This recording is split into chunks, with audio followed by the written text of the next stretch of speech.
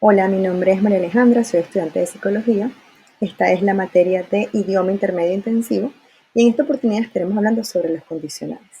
Y es que los condicionales son un tipo de oraciones muy útiles para plantear escenarios que van desde los reales hasta los imaginarios. Por ello suelen relacionarse con planes, deseos, sueños y propósitos. Sin embargo, no todos los condicionales en inglés son iguales, ya que ellos van a variar conforme a la posibilidad de cómo están expresados y también varía por los tiempos verbales utilizados. Se dice que existen cuatro tipos de condicionales. Está el condicional 0, el condicional 1, el condicional 2 y el condicional 3. Cuando hablamos del zero conditional o condicional 0, es que se utiliza para enunciar una condición general real a su resultado lógico. Es el condicional que expresa las leyes universales de un cumplimiento invariable. La estructura sería if más la condición, que sería la oración con verbo conjugado en presente simple, más el resultado. Y la opción 2 tenemos la oración con verbo conjugado en presente simple más el if más la condición, que sería la oración con el verbo conjugado en presente simple. Tenemos dos ejemplos para esto.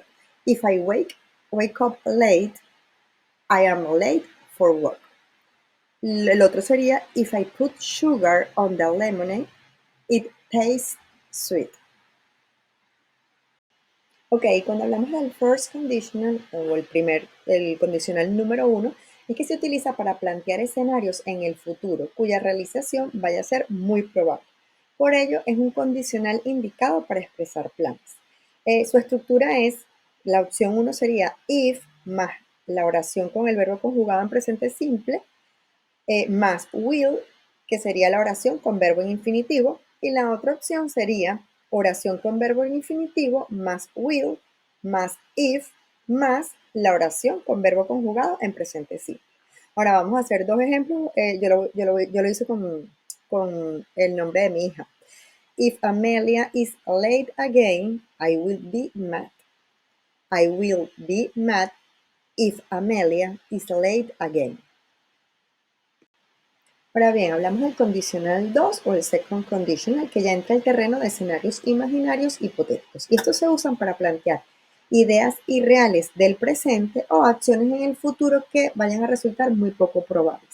La estructura de esto sería la opción 1, sería if más la oración con el verbo conjugado en past simple más would más la oración con el verbo en infinitivo.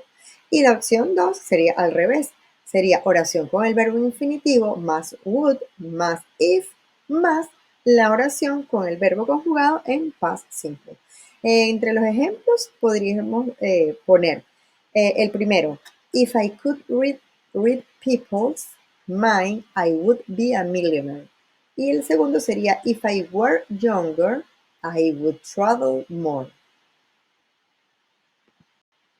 Y por último tenemos el first conditional o condicional 3, que se utiliza para hablar del pasado describiendo una situación que no sucedió y de sus posibles consecuencias. Entonces tenemos en la estructura la opción 1 y la opción 2, siendo la opción 1 if más la oración con el verbo conjugado en past perfect más would have más la oración con el verbo conjugado en pasado.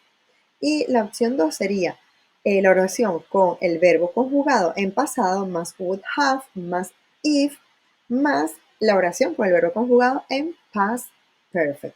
Entonces tendríamos aquí de ejemplo, if I had slept more, I would have had more energy. Si hubiese dormido más, tendría más energía.